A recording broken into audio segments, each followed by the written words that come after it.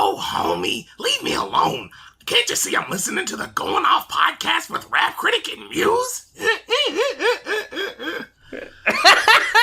Oh, man, we just missed Julie Kavner. Oh, you just missed her. Oh, no! She only had so much time. She's got to go record that next season of The Simpsons, you know.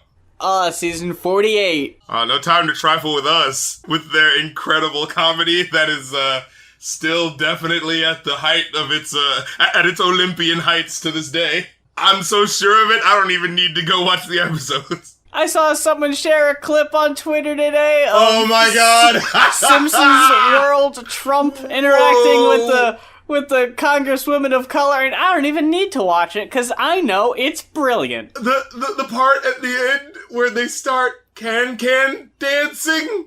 They start... No! The DNC, all the people in the DNC, they start can dancing, as if like, we're so getting this guy. We got him good, because he can't keep up with the can dancing. I hate to do this. Excuse me just 1 second, please. Okay. I had that pillow next to me just for such occasions. I think I got it out of my system. I kept going like, please tell me this isn't real. Because there were like some parts where it just got so bad. I was just like, they think they're taking Trump down a peg. But it's just the general Simpsons inoffensive comedy these days. So it's just kind of like, well, any fucking way. If Twitter and the internet were around at the time The Simpsons started, you'd be inescapable. And it's inescapable now, but in the sense that, like, it's really easy to meme, which is weird. Oh, it is funny how it's like Simpsons is ubiquitous, but no one likes what they're doing lately. Like, how does that happen? All the memes are from, like, seasons 2 to 6. Yeah, so it's like, we all remember you, Simpsons. We're just now on. And you know what the funny thing is? I actually watched an episode or two when I was kicking it up in New York, and I was like, you know, these aren't too bad, but it's kind of like, I don't want to peek around the corner, you know? You just keep whistling past that graveyard. Yeah, Darren. exactly.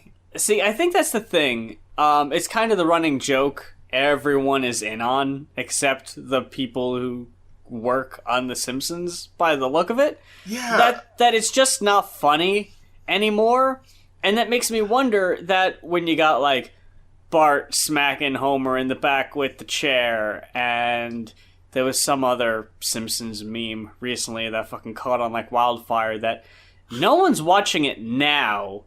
Oh, I remember the Marge Simpson when she did the dancing thing. Dance with me, Lisa, and she started doing the I'll crump with you, sweetheart. Yeah. Uh-huh. I remember that. So, since no one is watching it now, it's like the only way that The Simpsons is part of pop culture are memes referencing episodes from, like, 20-something years ago. Like, what if literally, if it weren't for the fact that it was being memed, like, it would be canceled? The fucking Homer busting into Bart's room to tell him about the boogeyman or boogeymen that may be in the house. I've seen 2 clips recently, and when I say recently, I mean, like, within the past year, that involve Simpsons World Trump. And I think they're, like, online clips. Like, I don't think they're parts of actual episodes. Okay, because it seems like just the sound work of the clip seemed a little, like, off, you know? That's another thing, is that they're unfinished. The writing could be could go a little harder than that, because, you know, we're in fucking 2019, we're just not a fucking joke anymore. Like, look, if you're gonna tackle the shit, fucking tackle the shit. Don't fucking pussyfoot around with me. There are jokes in older episodes of The Simpsons which are way more subtle, and also at the same time, way more biting. There was the episode, the Halloween episode, where the 2 presidential candidates are taken over by the aliens. That is like top-tier political commentary. Where it was like, dude, both parties suck. That's a really valuable lesson to learn as a kid in the 90s. That, hey, they're the same fucking thing, guys. The way this joke ended, right? The way this skit ended in particular, was like, the DNC started can dancing. There's a long line of them. And then one person who I think was supposed to be Joe Biden but they made him look way too young. Which, you know, he's still super old anyway, but like, yeah, you know, and cause they gave him like a big smile, like a hair, and like, cause look, Joe Biden's gonna come in, he's definitely gonna handle that Trump, because Trump goes like, oh, I've gotta keep can dancing, because if I don't, that means I'm a loser. And they're like, and he falls down and he has a heart attack. Oh, you are a loser. Oh, God, dude, this... children are being ripped from their families. It's like, come on, guys. This writing would have been made fun of on The Simpsons 20 years ago. It's so bad. It's weird that... And I think we talked about this on the show before because we're both very big Simpsons fans, so it's bound to come up every so often, that Simpsons they jumped the shark when they went from being counterculture to being the culture. Mm-hmm. Because at the time, it was like your average family on TV was very, like, squeaky clean, very clean cut. So when Fox comes through with the fucking Bundys on Married with Children and The Simpsons, it's like, this is a more realistic snapshot of what families are actually like. So it was like, it's throwing the reality of it in your face. But when that just becomes the norm, it's like, how do you keep up? It went from, oh, aren't we cheeky for making fun of ourselves, to now we're just relying on the fact that you know who we are to just make these cheap jokes. But on top of that, the thing that I always hated that was like the death knell for me for comedy was when they had celebrity guests that, like, you could obviously tell, like, didn't have a fucking sense of humor. So they had to, like, you know,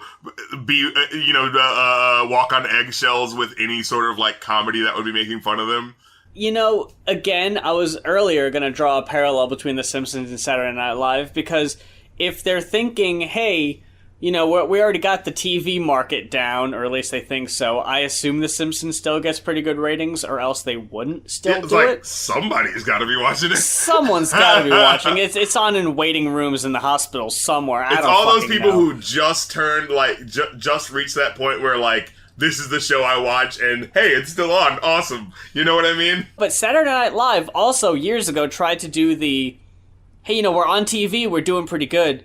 Let's do some online clips also. I remember that. Yeah. Whenever Andy Samberg was in them, they was hot. The fucking, when Lonely Island was fucking popping, and it was almost like people were talking more about the shorts than the actual episodes. I remember that. When the Dear Sister or whatever clip went fucking viral, the what you say? Which by the way, in 2019, that's like a parody of what, the OC or some shit? Like no one knows what the fuck that was. No one knows what the context is. Everyone just knows that Emotion Heap song and the slow motion. What I'm noticing now is, like, hey, you know, people want the political satire, so let's put Trump and Jeff Sessions in a clip. And let's not make fun of Jeff Sessions being a fucking racist. Let's just make fun of that he has big ears, because that's funny. And now you're looking at Trump in this short, and when you got the fucking 4chan and 8chan trolls making fun of liberals with the catchphrase, orange man bad, claiming that, like, oh, all liberals say the same thing, that he's orange, that's their one joke. And then you look at The Simpsons, and not only are they making fun of his hair, he has to be orange, because those are the only two fucking easy jokes they can do. And he's got the little hands. Oh, of course, he's got little... really long red tie. Man. Do you think you might be compensating for something? It's the fucking jokes people were making fun of during the election? Yeah. That you don't really hit the same now that it's a horrifying reality that we all have to live with on a daily basis. Guys. I'm just saying, when Simpsons had their fucking fingers on the pulse, which they did for quite a while, and then you notice that they almost kind of did the inverse of South Park, because at the beginning, South Park was like, hey, you know, this is just a fucking town where weird shit happens. You know, You're like, right. And you just got these 4 kids dealing with weird shit. fucking and for a joke, they would throw in something political, you know? Oh, it's fucking Mecha Streisand. It's goddamn, it's Killer Turkeys. I'm Bill Curtis. Like, remember that fucking, Yeah, something real small. Yeah, the fucking board game. I'm Bill Curtis. Something really small like that. But then South Park became every fucking episode needs to be a meta commentary on something going on right now in the country.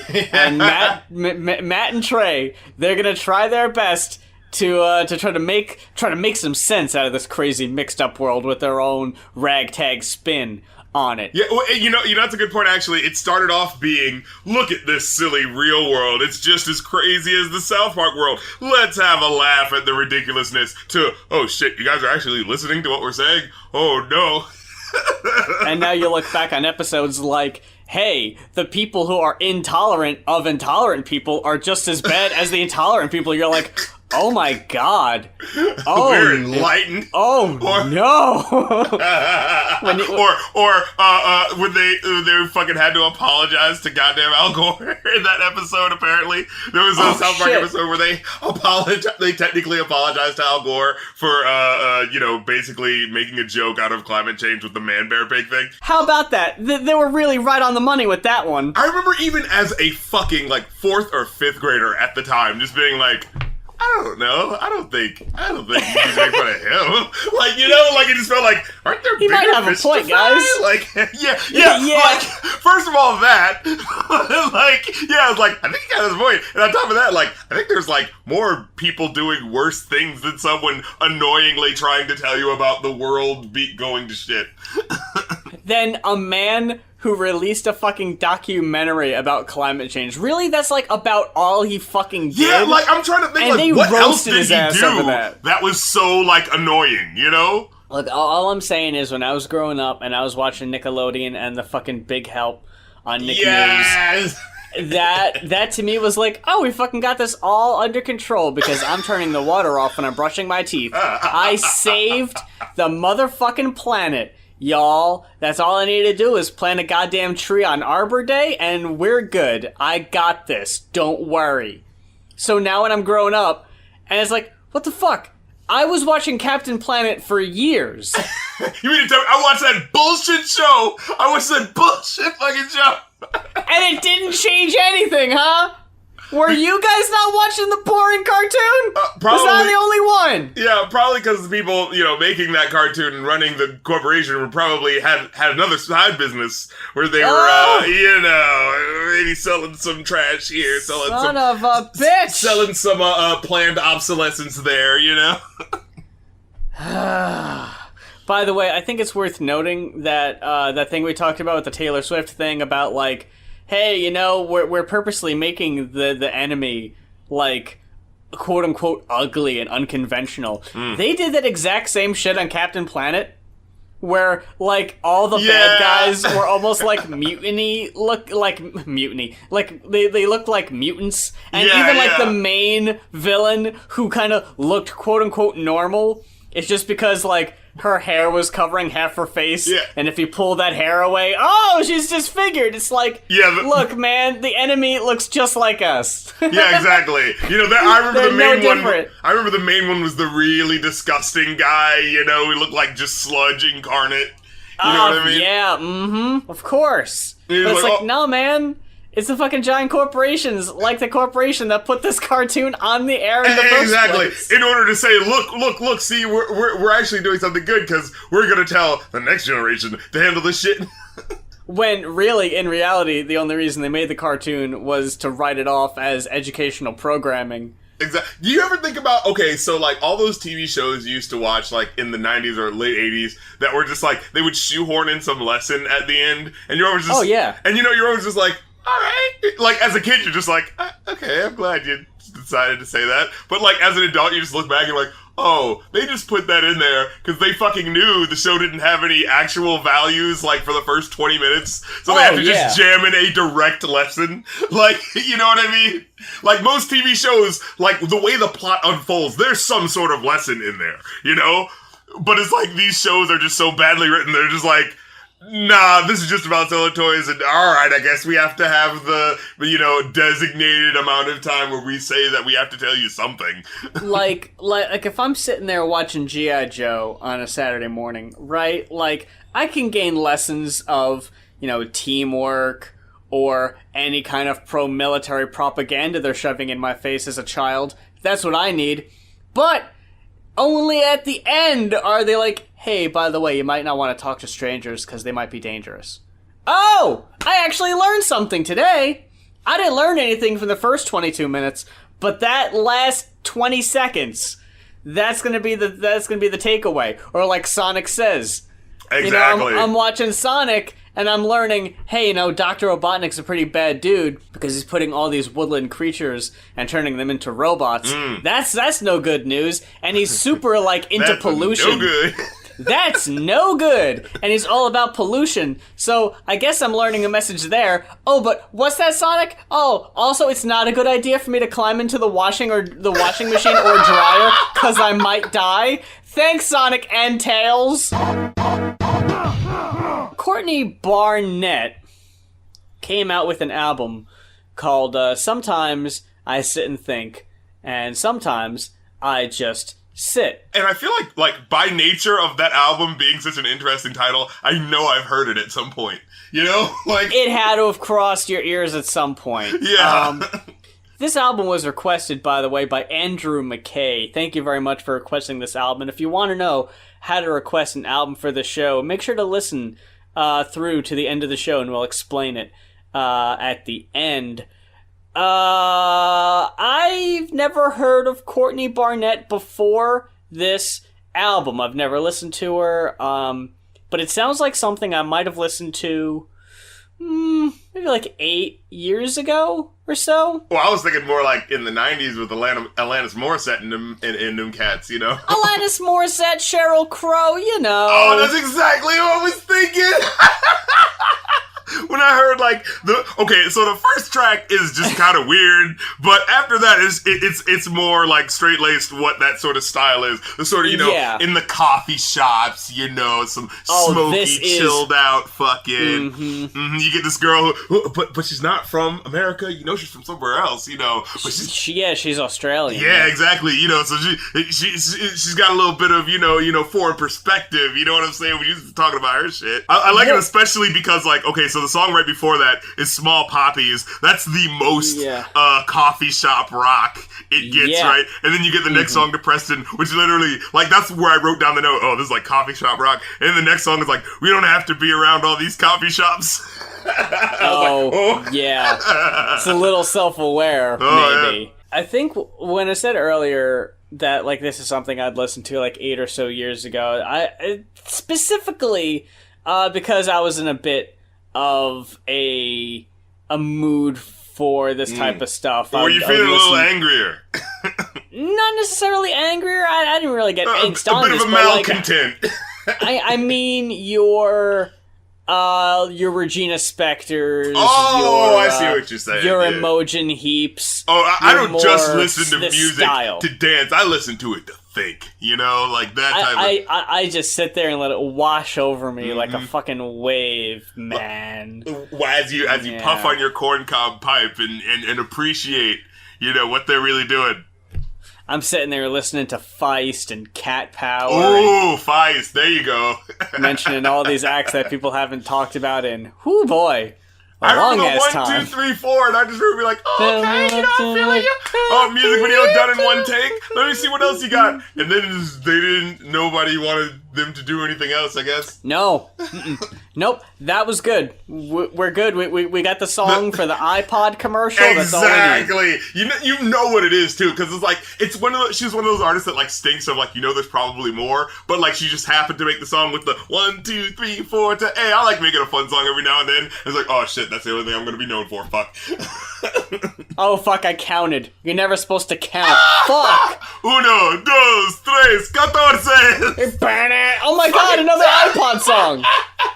Dude, YouTube. what the fuck? The Fratellis and the Caesars didn't count in their songs, but they still showed up in iPod commercials. My god. But let's get back to this album, because I want to... Oh, if we have to. Track number 1 Elevator Operator.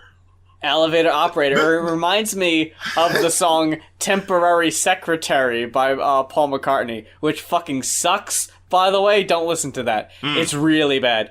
But, yeah, here we have Elevator Operator. One of the more interesting in concepts, I guess. And maybe confusing, I think one could justifiably throw in that word. Like, okay, so here can I just lay out the concept of this song? Okay.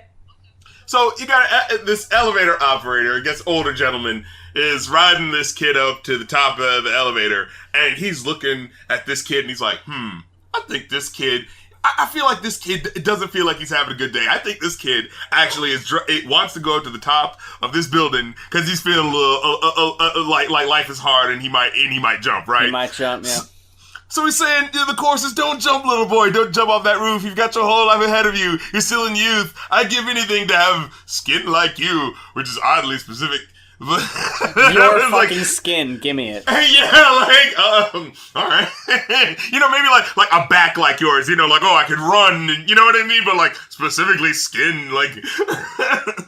But then the song continues, because here's what's weird. So you have this whole thing of like, he's saying like, don't jump, little boy, I'd give anything to be like you. And the boy's like, nah, I wasn't gonna jump. In fact, I actually think life is really stressful. I just wanted to come up here, just to see how beautiful it is. I wish I could, take control again. I wish I could have a simple job and just like be able to, have things simple again. Man, I wish I was an elevator operator just like you. And then it goes back to the chorus, which says, don't jump, little boy. But we've already established that he doesn't want to jump. Yeah, I got that too. And I don't know why what the fuck? Who wants to be an elevator operator? Like, what the fuck? Like, huh? I thought it was interesting how he says, I want to be up here and pretend I'm playing SimCity, and then refers to how everyone looks like ants from up where he is, but doesn't reference the game Sim Ant. It's too deep of a reference. Too deep of a reference. Oh, you think you're cool? You think you're cooler than Miss Barnett over here with her fucking band behind her? You think you got the smoky coffee shop 90s snapping fucking black and white? You think you got that energy? Look, I may not be the hip bohemian that Courtney Barnett is or aspires to be, but I think I have the advantage on her where she might not have had the Scholastic Book Fair take-home catalog where it shows you all the fun PC computer games you could possibly buy. And you're looking at them and you'll go, oh, Sim Ant. That sounds really fucking weird. Keep it away from me. But it sticks with you, is what I'm saying. Because the box art is just a picture of a giant ant. I haven't heard like a girl rocker chick in a long time. Like what the fuck was the last time we really had the mainstream? What, fucking Avril Lavigne? In the mainstream. You know what I mean? Oh, she's going back on tour again, by the way. Like, I haven't heard someone sound like an Alanis Morissette where it's just like, what the fuck is she talking about? Where is she going with this fucking song? And it took me, personally, to what I felt were interesting places. So I gotta say I was actually rocking with a lot of it. Wasn't really feeling it because just, like, overall, the music was just kind of... For the most part, it was just kind of generic, not very interesting. And I didn't really get the impression that, like, this was, like... I didn't really look at this as a rock album. I mean, it rocks at points. Yeah, but, they use live instruments. I felt like the beginning of every track had a melody that would make me go like, oh, I like that. I did like a couple of the riffs, and I did make note of, I dig what they're doing here. Like Aqua Profunda, the shorter song. Yeah, that had a killer intro. I will say this. She's got to stick with the shorter songs. That's under 2 minutes. That is direct and to the point. Why? Why? The fucking why? Why? Are there 2 songs on this album that are almost 7 minutes? Which song what? was that? Fucking Kim's Caravan. Oh! And Small Poppies. You did it twice? What are you doing? What are you doing? I like those songs.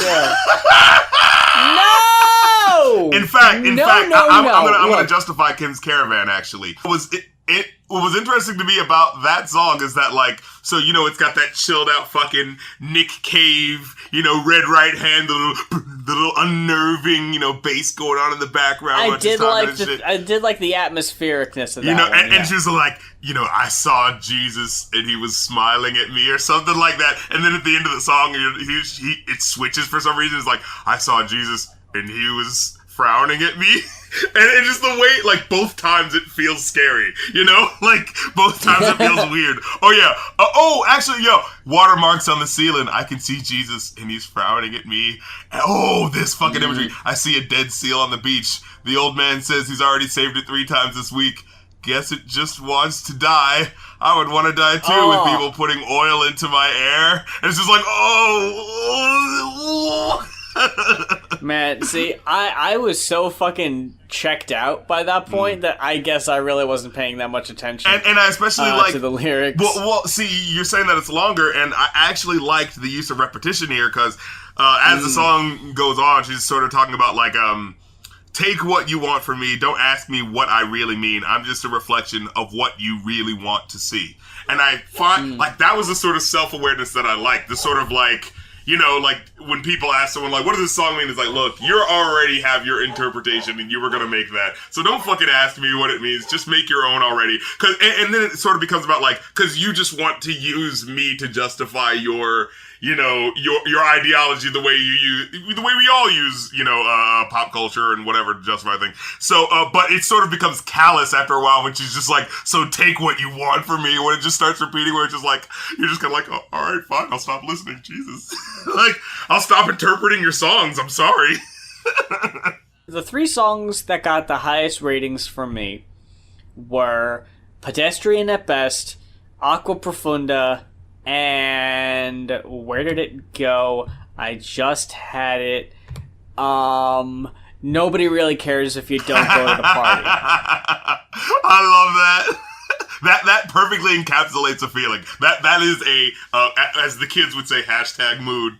With the chorus, I want to go out, but I want to stay home. My problem with the album is nothing is particularly interesting. Like, her vocal style is interesting at first because it's different than what I'm used to hearing. That gets old for me. The riffs are okay, but after a while, they just kind of become background noise. The lyrics, for the most part, aren't particularly clever, and when they are, it's in very small doses. I like the cleverness when it pops in moments, but there are other moments like Elevator, Operator, where it's just like, I think you're trying to be clever. What the fuck's happening right now? Like, Debbie Downer. I thought that one was weird because, like, I liked where the verses were going, but then the chorus was, don't stop listening. I'm not finished yet. I'm not fishing for your compliments. And it just repeats that. And it's just like... a lot, And, you know, I looked in the Genius like, oh, she's doing a contradiction. Because it's like, okay, but see... words still have to mean things, though, guys. Like words mean things, yes. Yeah. And so it's just like, don't stop listening. I'm not finished. Okay, so you're talking about something, and then I'm not fishing for your compliments. Oh, okay, so you don't want me to... Wait, what's happening? Oh, I thought I was listening to you, though. Like, what? You know? Do you have anything else on this? Like I said, I also liked, Dead Fox. I really liked Dead Fox. Was okay. I thought that was catchy. Specifically because with the first verse, I wasn't clear what was happening, but then by the second verse, I was. The first verse is talking about, like, you know, some friend saying, like, oh, my friend tells me I should go shopping at Whole Foods or something like that because, you know, it's more expensive, but they say that there's bad shit in the food. There's nicotine in the apples or some shit. Oh, yeah, I remember that part. Yeah. And, like, that one, like, I didn't know what was happening, but by the second verse where it was, like, big business overtaking without indicating. He passes on the right, been driving through the night to bring us the best price. And earlier in the verse, she was talking about how, like, this, like, Walmart truck or whatever was, like, you know, taking a left without seeing her and was almost about to, like, fucking kill her, right? And in the chorus that you hear before is, if you can't see me, I can't see you. And where at first it doesn't make any sense, when you get to the second verse, it's just like, but also just the fact of, like, you know, corporations not caring about smaller people, you know? Yeah, okay. I like that Yeah. double meaning. You know. Overall, I came away with a 2.5. How about you? Man. Look, I was feeling that 4, buddy. That was a 4, good buddy. We're fucking truckers now? We got a Going Off podcast. Ain't you a wonderful sight? Homie, they're talking about our album. Come quick. Alright, that wasn't as good. That sounded more like fucking Grover. You know what's sad? It was better and still wasn't good. Oh, but see, now this is the thing. You're feeling all down on that last album, like, oh man, head is my head. Sure was, boy, yeah. I'm not feeling this. I had to save that fucking energy for this shit. I had to save that gas in the tank for what I have to say about this fucking album. First of all, I just gotta throw some love to Lucas Dietz. Thank you so much for requesting this. The Yellow Album by The Simpsons from 1998. I want to keep that in mind as we're talking about this music. I've got one question for you before we go any further. Very big Simpson fans are we. Did you buy this album? Fuck no! I did. Look at you! A few years prior, The Simpsons came out with an album called Songs in the Key of Springfield, which is a soundtrack to the show. And Essential listening. It's like 50-something tracks. It's all your favorite musical moments from the show. And then they even had another album come out going Simpsonphonic, something like that. And it was like, hey, here are some other songs that were left out of the first one and some ones that happened since. And it was like, well, cool, I bought both of those. I'd be a pleb. I wouldn't be a true fan if I didn't put down my money for this album that I have no idea what it is until I actually got it. And oh no, what a horrifying mistake I've made. I remember watching The Simpsons like premiering, you know, like the new episodes, and at the end of the episode, the fucking video for Do the Bartman premiering. And I remember them showing that for like a couple weeks in a row. Like they were really fucking proud of that thing. And it did really well overseas. I think it went like to #1 in the UK, which is saying something. That's what I've heard. The albums, like Simpsons albums, do well in the UK. Go figure. Because I think UK just likes it's just because it's a smaller place and novelty it's so can novel. just get around quicker. Yeah. So that first album, Simpsons Sing the Blues, had singles like Do the Bartman and Deep Deep Trouble, both of which have fully animated music videos you can check out on YouTube. I remember at least Do the Bartman. Yeah. So again, it's like it's not that album, guys. Half of those. Yeah, so it's not that album, guys. It's not the first album you're thinking of. It's not even the second album you're thinking of. So this is the piss-stained fucking radioactive. Sorry, continue. No, you're right. You bring up an interesting point. So what happened was that was a full fucking album of songs, by the way, and only 2 of them really caught on. So what the fuck are the other ones? I don't know. I mean, I guess they're there. You know, no one's really talking about them. That's fine. They at some point thought that they had fucking caught lightning in a bottle. That, well, fuck, you guys, we better start recording a second album, like, right the fuck now, because Simpsons Fever isn't going anywhere. We need to they were right. No, yeah, they're right. At least for another 10 years, they're right.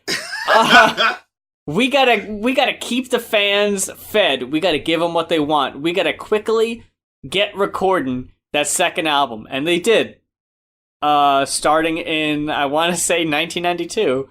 They started recording what would be this album. And for whatever reason, it got shelved for 6 years. So what you've got here, gang, is a fucking rap album, for the most part. It's like, there's a... Alright. Oh, we'll get to those. We'll fucking get to those. recorded. We gotta start with track 1. Recorded in 1992 and 1993, released 6 years later. Now I know half a decade might as well be a different fucking musical era. Well, see, I was gonna say, right? Because 6 years, that doesn't sound like that many. No, this is when hip-hop was going through changes like every fucking year, you guys. This is the 90s when it was like rap in 92 is not rap in 97. Not even Will Smith rapped the same like he rapped in 1992. Like, when fucking Will Smith switched up his game, like, come on, guys. And it's appropriate that you mentioned Will Smith and the Fresh Prince because, dude, first track. Love? Oh, boy. Love, question mark. Boy. Written by, dare I need to remind you, released in 1998, C+C Music Factory. Whoa! What? C+C Music Factory. They wrote Love and I Just Can't Help Myself. Wait, so you mean to tell me, they didn't write the other classic, the 10 Commandments of Bart? That wasn't them? 10 Commandments of Bart was written by Matt Groening himself. See, the funny thing to me is that one was the most C+C Music Factory sounding. See? You know what I mean? See? That's the weird thing. Because, yeah, like, dude, he knew what the fuck was going on in music at the time. Because, yeah, he wrote a song that kind of fit the time period. Anyway. Yeah, holy God. Okay, so let's actually address the very first thing that's going to make you say, as you listen to this album, if I may be so appropriate with my references. Well, yeah, that is very time appropriate. Sure, I'll allow it. There are no goddamn jokes on this album. No. Nothing funny happens. No, okay. Nothing funny happens. No. I will correct you. Correct you. I will stand corrected. Let me know. What were you guffawing at? What were you just holding your sides together? All right, look. There's no need to embellish, No, but the only song partially written by a writer of the show, Jeff Martin, 24 Hours a Day, Apu's song, does in fact have some jokes in it. Oh, God, dude, I couldn't stand it. I could not. Okay, so there's a solo song with Apu, and he wants to tell you, oh, girl, I'd like to get busy tonight, but I've got to be at the Quickie Mart. And, oh, boy, remember how people were making the case about Apu, and now it's an uncomfortable stereotyping? You know, for the longest time, I was like, I don't know. You know, me too, same boat. Exactly. I've been watching the show, and, you know, like I said, I've been watching the last 10 seasons, you know, just for the fuck of it. Just be like, hey, it's interesting, actually, that we happen to review the show, because like I said, I've recently been watching the show all the way through, season 1 to 10, just to see how it would hit me so-and-so years later. You know what I mean? I like how you said all the way through, a third of the show. The part that the fans acknowledge. Yeah. Mm-hmm. And, you know, so you can imagine my bit of chagrin when I come to this album after listening shock to and awe. 10 years of this show, and none of that is on this album. No. I just feel like I studied for a test where all the questions that I studied weren't on it. but okay, so you have this fucking Apu song, and like I said, you know, I used to cape for it a little bit, because I'm like, you know, when I see the show, I see how they actually characterize him as a human being. I see how they avoid the certain stereotypes in order to make him a more full character for the purpose of subverting the idea of what an Indian character is supposed to be. And then they make this song, where it's just like... without the visuals, all you can imagine is a white guy doing a bad Indian voice because he has to sing and all that shit. So the voice isn't as, you know, thick and full throughout the whole time. So he's just kind of like, you know, he's trying to sing and exasperatedly going through it so you can hear the obvious white guy in there and some of the stereotypes to put in there. And it just hits you right. It doesn't even hit you. It just rubs right up against your ear like sandpaper with how awkward and just, it is. It is worth pointing out that that's a problem on a lot of the tracks, is that these people are used to recording voiceovers for a cartoon. That's something they're used to. It's something they've been doing for years. And so somebody probably thought, hey, it's just audio, right? Shit, we could just have Bart rapping for most of it. It's just voice acting. It's just voice acting? Yeah, what's the difference? No, man. No, Bart, man. When you do it that much, I'm gonna say this. I'm gonna put it to you like this. You ever say a word out loud so many times that the word just becomes a noise? Like, absolutely, it doesn't mean anything anymore. You're wondering if you're even saying it right because you've said it so many times. Yeah. By the end of this album, it doesn't even matter that it's Bart. It's just it's just a high pitched squeaky voice. It's just Nancy Cartwright doing this fucking voice, which it doesn't even sound like it doesn't even sound like a boy without the visual. It just sounds like, you know, like oh god, I hate to tell the story, but you know, Nancy Cartwright is a Scientologist. Oh boy. Nancy Cartwright has actually called up people trying to convert them to Scientology over the phone as Bart Simpson. What? Oh, that's not fair. Hey, man. I'm not gonna lie. If it was the late 90s, early 2000s again, and fucking Bart wanted me to convert to Scientology, I'd at least have to consider it. Like, yo, this is a little too serendipitous. Don't have a cow, man. What are your thetan levels? I'm gonna have to find out. Shit, take all my money, please. It's not every day that Bart wants to tell you about religion.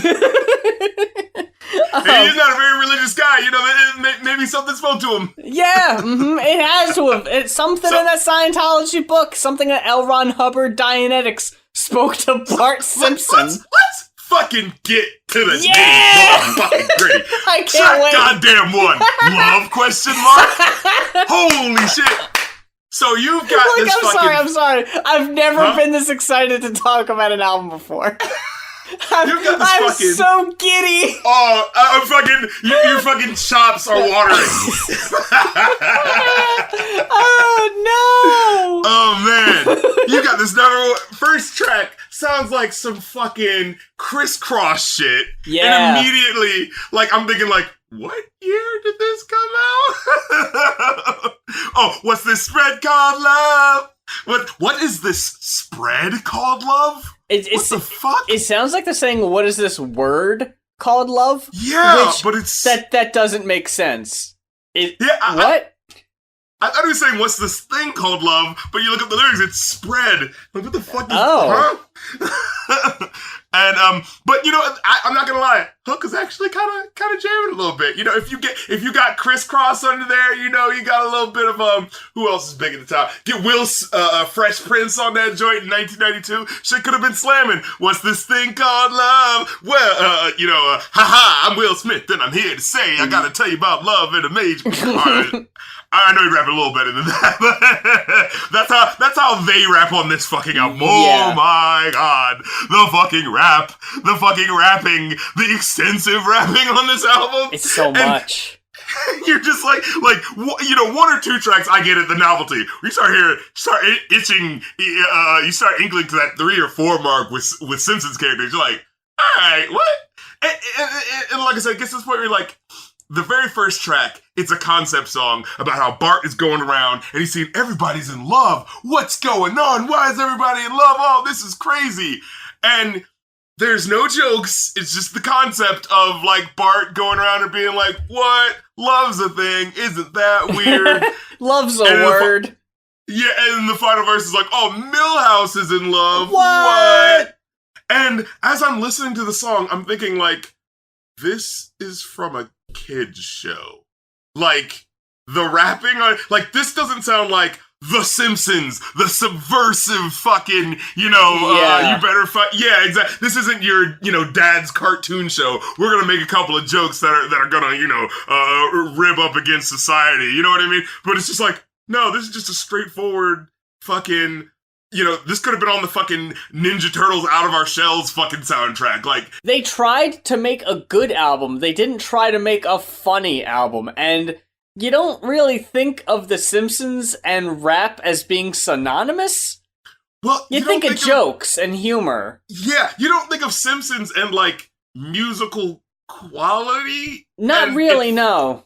And it feels like they're trying to do that here. That's why I say it's like, are the Simpsons trying to be fucking gorillas? Are they trying to be serious right now? Because it's like, you have the song which is straightforward, like, if it weren't for the fact that it's about Bart, if you just replaced it with an early 90s rapper's voice, it's just a song about some guy, seeing love everywhere, except for the third verse where he specifically mentions Millhouse. But, like, there's no, like, jokes there. No. And then if you, like, that is at least the novelty of Bart rapping. The second song is Sisters Are Doing It For Themselves.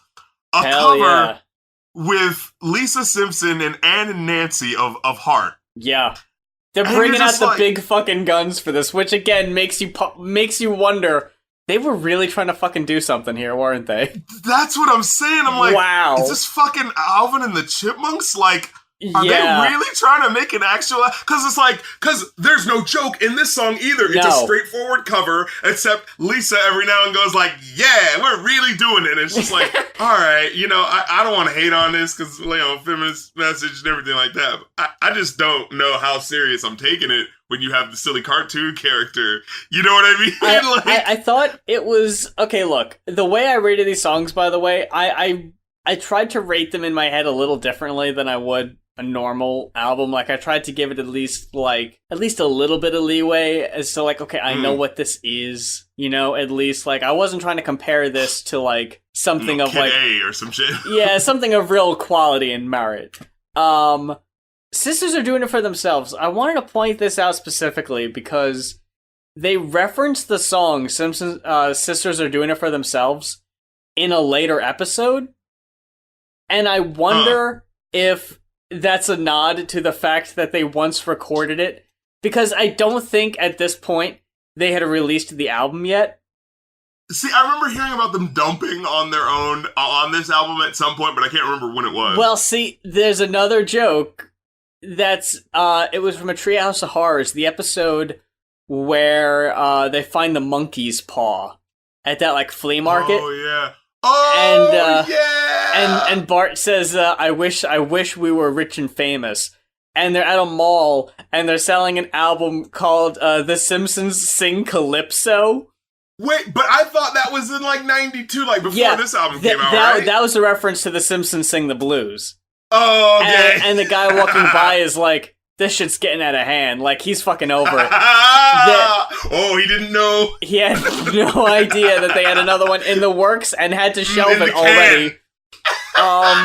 But there was another episode years later where Bart, it's like a one joke, and it works in the episode where Bart is trying to prove that he's cool, and he, like, sings a line from Do the Bartman, and even Ralph Wiggum says, "That's so 1991." And the joke is like, even Ralph gets it. Yeah. And that episode was it had to have been around the time this album came out, because they knew. I wonder how much of it was pressure, because if you shelved it in the first place and you knew it wasn't good enough to release, was it just a fucking cheap cash grab? I guess. Yeah, that's maybe, like, at the end, like 1998. Maybe they thought the train was about over, right? Maybe, yeah. Because I'm thinking, like how bad these songs were. I thought they came out earlier. Yeah, like, you know what I mean? Like, I figured this was the album that came out. Yeah, and, just a cheap thing to get everything. But it's like, nah, this is when they probably should have taken more time to do something like this. But I think this was at the Simpsons mania of, we're pushing out a whole bunch of stuff, and it's just one more thing to push out. I want to do a shout out to the fucking breakdowns on the rap songs, which are fucking weak as goddamn water. Fucking love when it does that little scritchety scratch breakdown, we gotta throw it to the, and you hear, beep, beep, beep, beep. It's like, what the fuck? Where it just, like, sound like every time they do, like, a breakdown in a hip hop beat, it always sounds like the scratch or whatever they're doing is just like is afraid of being too loud, so he's just like, I mean, I don't want to interrupt the song, but, scritchity scratch, like... This is fucking CNC Music Factory to blame for that shit, level though. shit. Fucking, so, after that track, though, you know, at least with track 1, you're like, but at least this is what a Simpsons rap album, this is what a Simpsons album sounds like, right? Oh, they're doing a rap song because that's the novelty thing. Of course, you got Bart. What are they going to do with the other characters? So you got sisters doing it for themselves, straight cover with Lisa Simpson. Okay. And then you get, right after that cover, you get... Hold on, I'm sorry. I gotta point out, it's not just featuring Lisa. They do this really cringe thing where they bring in Patty and Selma at the end.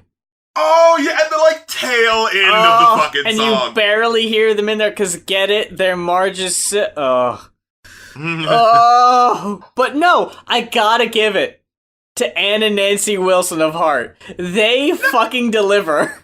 They committed to the bit in the same way that, like, you know, whenever you see those like an Alvin and the Chipmunks thing, or you know, it's a live TV special when they got the characters animated and they're supposed to sing, like, you know, they're giving the cheesy melodramatic version of it because they're supposed to be playing off of these cartoon characters that they can't actually see yet. You know, like, that's the point. Like, I can at least enjoy that for that. But then you, like, whereas you could at least give it that compliment, then you get to funny how time flies. And I want to reiterate, there is nothing funny about what happens in this song. It's just a straight cover. Another cover, originally written and performed by Willie Nelson, this time brought to you by Homer and Linda Ronstadt. Which I'm guessing because Linda Ronstadt was in the Mr. Plow episode that they had her around to record this too. Maybe, was she Lurleen Lumpkins? Is that it? No, there was the episode, where... Are you fucking kidding me? The one reference I thought I could have put in here, it's not even that? Not even that one. It's the episode where Mr. Plow is doing his thing, and then Barney comes in as Plow King. He fucking performs the Plow King song with Linda Ronstadt. And oh, wow. Yeah. Wow. Not even that one. And even somewhat deeper reference to a better known episode. Look, I'm gonna say this. Bart, for the most part, at least sounds okay. Lisa, maybe not so much. You know, I'm not gonna lie. Lisa actually, like, she sounded the most like she was taking it seriously. So when she was singing, my brain was like, this isn't even funny. It sounds like you're actually trying to, like, you're trying get real a hard. career on the side. Yeah, like, once this show goes off, I need to find my next thing. Yeah. And so maybe it'll be the singing thing, you know? I've got kind of an endearing voice. Let's see how it tracks, you know? But Dan Castellaneta as Homer, he sounds straight garbage, dude. Oh my god. Homer singing does not work. Like, okay, have you ever heard, that song, so Old Dirty Bastard on the Nigga Please album, Old Dirty Bastard's second album, he did a song with someone who could actually sing, right? And it was supposed to be like this love ballad.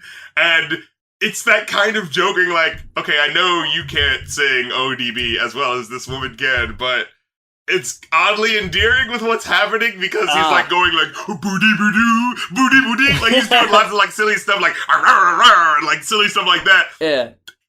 That little bit of stuff happening around the track doesn't even happen here. No. He's just singing it straight, and it's just, but he can't sing, and it's obvious, and it's not even funny. Like, it's not even, like, so bad that you get the joke. It's just like, no, it just sounds like he's trying, and it's just not coming out that way.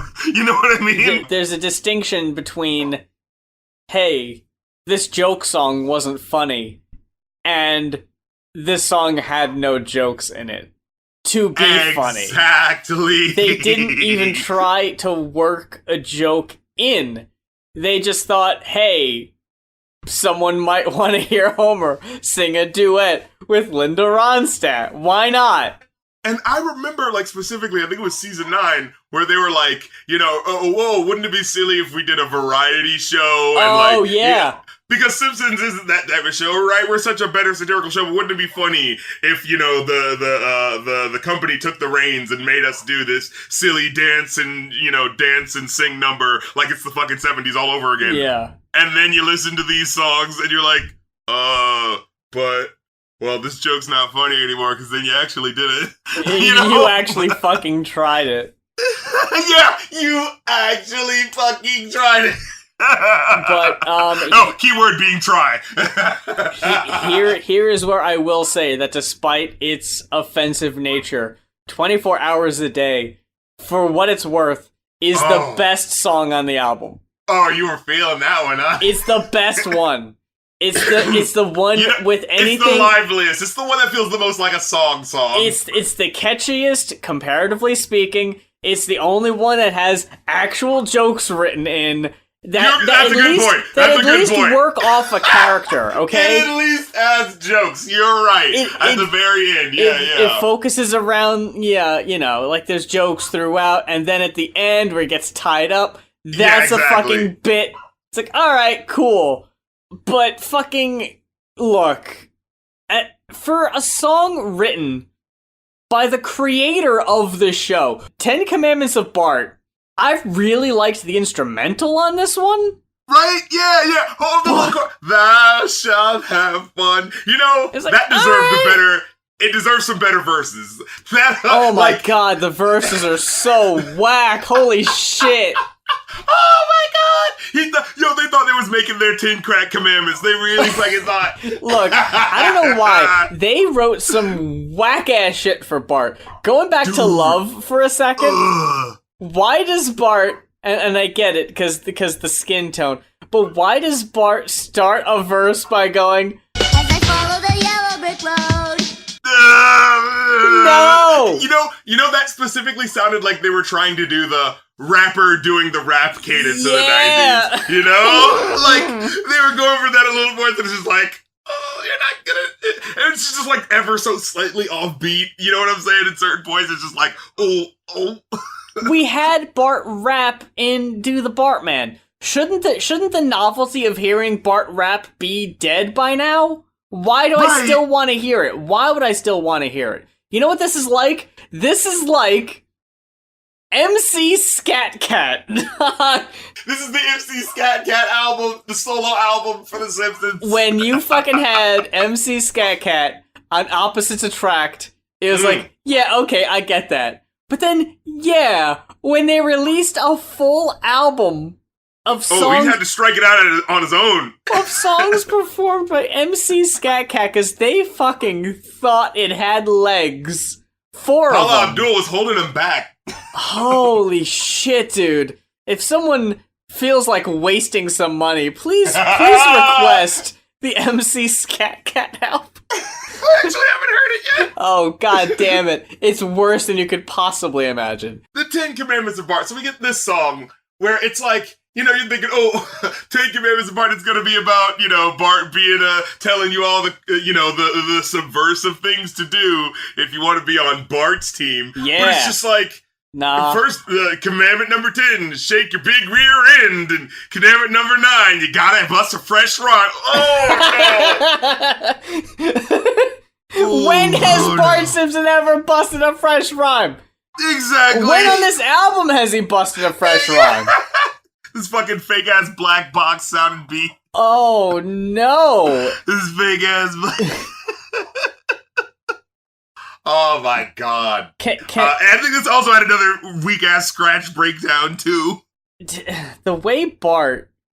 Okay, look. The fucking beat breaks down at one point on the song. And Bart's like, uh-oh, I'm in trouble. I need help. On the double, of course, because... Yeah, that's the rhyme scheme. That's the fresh rhyme he decided to bust right there.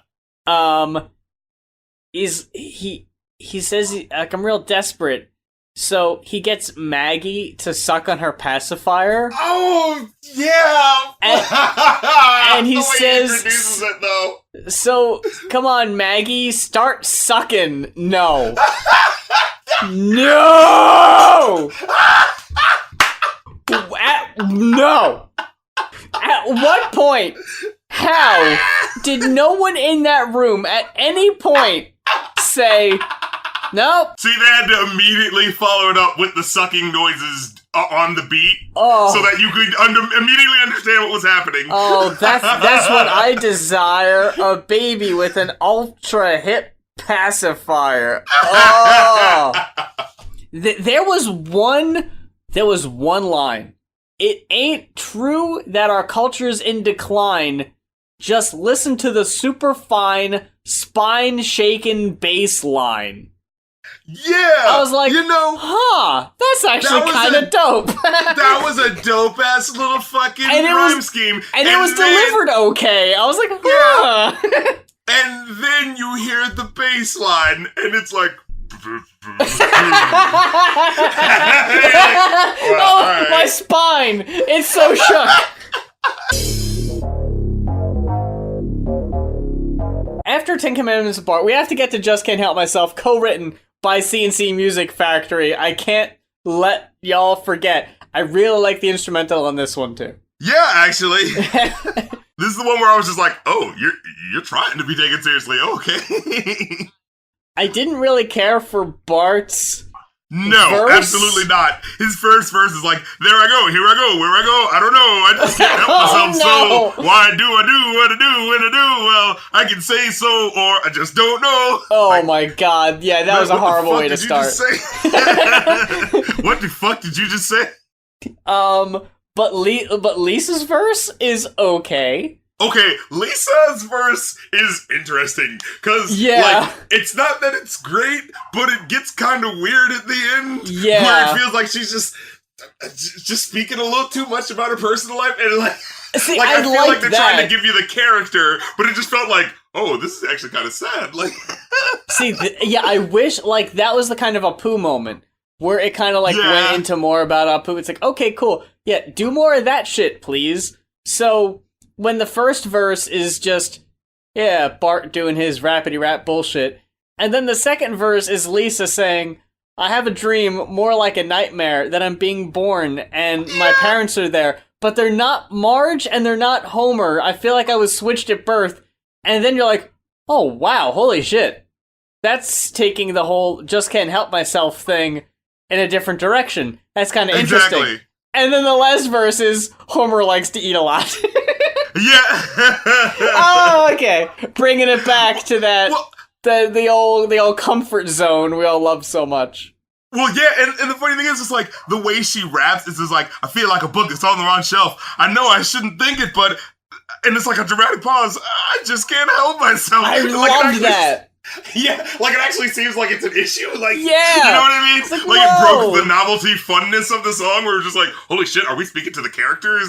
Like, really, what's going on right now? Because the verse starts with her like, oh, there I go again, little sister know-it-all. I have no friends at all. It was honestly kind of like a character piece. Yeah, it's like, you really fucking tried with this one. You fucking went in. And then, the last verse is fucking Homer. I eat a lot. I will say, it is the one point where I, like, legitimately laughed. Because, you know, okay, again, watching the show, there was a joke in one episode where he was gonna rap. He was like, oh, I know, kids, how would I do a rap? I can't do Homer. Yeah. I can't even try. But he goes like, I'm gonna rap and say, and the whole time, like, he barely even gets one line in. And, like, Lisa and Bart are just like, Dad, stop, no, stop doing this.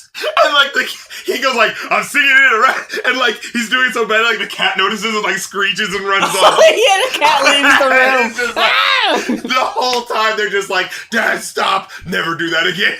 And he's even doing, like, the yo hands. Yeah, he turns the hat backwards, you know? So, like, Homer's verse starts where he's like, hey, I kind of like this rapping thing. Because it's sort of like music, but you don't have to sing. It's like, hey, okay. And Homer rapping sounds a million times better than Homer trying to sing. Most fucking definitely. I honestly would have taken more Homer rapping over the singing. I would take more Homer rapping over Bart rapping. It gives you a break from all the rapidy rap with the... oh my god, like, it's 6 minutes. Dude, I'm not gonna lie. This was my other favorite song. See, I knew you were gonna say that. but you know why, right? Because it's fucking P-Funk. Because it's fucking P-Funk. I mean, P-Funk dude, when this beat starts... immediately my brain like clicked up like, huh? Quality music? What's going on? Yeah. Like as soon as I heard it, I thought like, my brain went like, oh, are they sampling like some hip hop song? And they like, oh, because it's an original P-Funk song and everything sounded like them in the 90s, right? Yeah. You know, so it's like, and I gotta say with the song, I was actually really like happy with it because it allowed P-Funk to do what they normally do, right? The song is just a normal, just like, we're just funking around it's and just having a good jam. time. Yeah, exactly, and that's how a lot of their songs are. So it's like, okay, they're playing to their strengths, and then the point is, hey, Lisa, get your ass on this sax. We gonna have a good time, you know what I mean? And it's so kid-friendly and fun, and like, she's just like, oh, okay, yeah, I'm gonna do it too. Okay, I'm gonna sing my sax now. Like, it's a good moment, and you have, like, you're feeling it. You know what I mean? You feel the moment of the song because P-Funk is a lot of fun, and it's fun just hearing, like, Lisa Simpson, the character of Lisa Simpson, like, I don't know, like, you know how sad her life is, so it's just nice to hear her smiling and having fun on a track for a little while. Oh my god. There's even a part where they go, I've never seen you smile this big, and she just goes, I never have. Oh, that was a bit too much characterization. It's like, this is the most fun I've had my whole life. I've never smiled like this. No, I'm serious. I am dead serious. No. The happiest Lisa Simpson has ever been is on the shitty throwaway album. Yeah. Ain't that a bitch? The interaction, especially like towards the end where it just sounds like they're just fucking around. Like, yeah. I don't mind that. I don't think it needs to be this long, though. Yeah, definitely. It goes on it's a little something. But look, if you knew when you were listening to this song that the next song coming was anyone else, would you not wish for another 3 minutes? You know, I don't know. I'm actually torn. So what you got here is anyone else, co-written by Lisa, I'm gonna say Angela, and John Boland. Two accomplished songwriters in the country and adult contemporary genres. Lyrics, I think it's okay. Yeah. But man, the vocal performances, what is going on here? They sound so bad. Like the pitches are way too high. Yeah. What's going on? You know, I was saying this song, but I'm honestly looking at the next one now. Look, the two songs that have the lowest ratings from me are Funny How Time Slips Away, because there's no jokes there, and anyone else, because again, there's just no jokes there.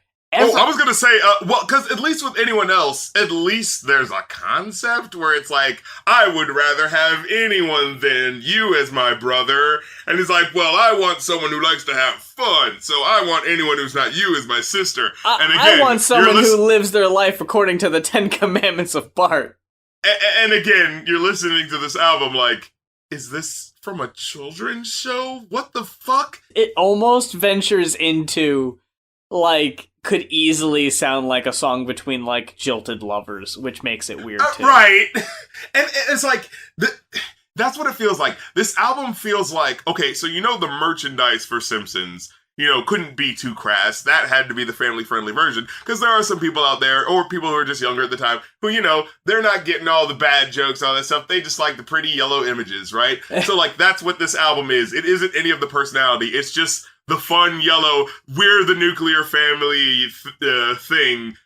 Like, this is that played straight for this album. And it feels so, like, tone deaf as to what the show is. Yeah, because you don't have people from the show writing on the songs. Like, if you had people who wrote for the show, like Anapu's song, if you had writers from the show working on the songs instead of CNC Music Factory because you're trying to make something that's gonna sell. Yeah, that's the thing. It's like, and the thing is, a lot of it still sounds cheap. So it's like, my thing is, I would be okay with the cheapness if I was laughing all the way.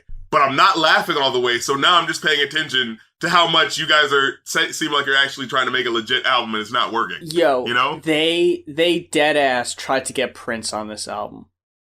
Yeah, didn't they do a song that they took off later on called My Name is Bart? That was supposed to be like the parody. Uh-huh.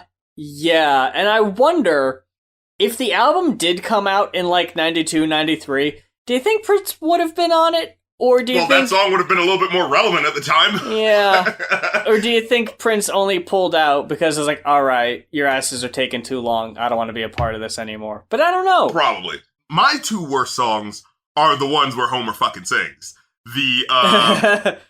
It's the country song with not Lurleen Lumpkins from earlier. No. And fucking Every Summer with You.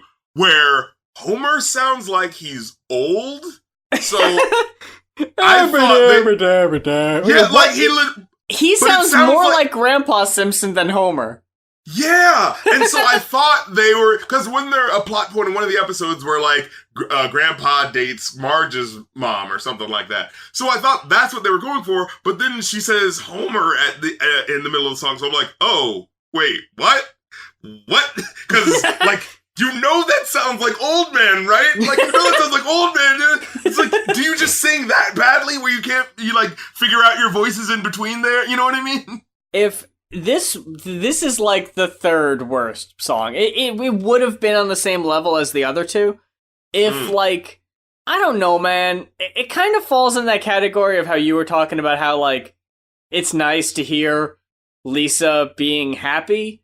It hits that little thing for you, doesn't it?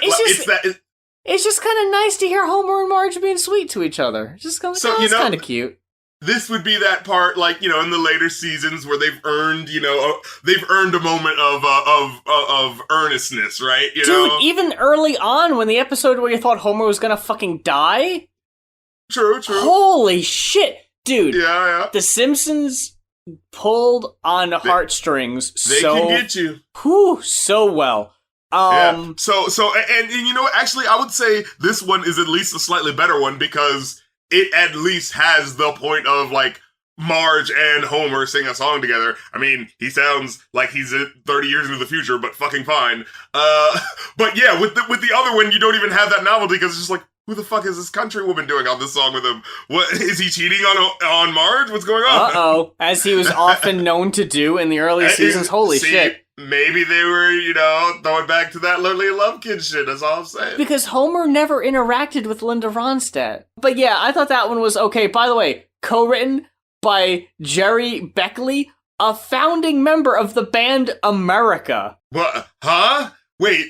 The guys that did the fucking I've been through the desert on a horse. No fucking way! Yeah. No fucking way! He co-wrote the song, yeah. What are the fucking odds? They pulled some strings. They got the big-ish names. We got the big names of certain years. The big names from 74 to 76. Hail to thee, Camp Krusty. We gotta wrap this album up.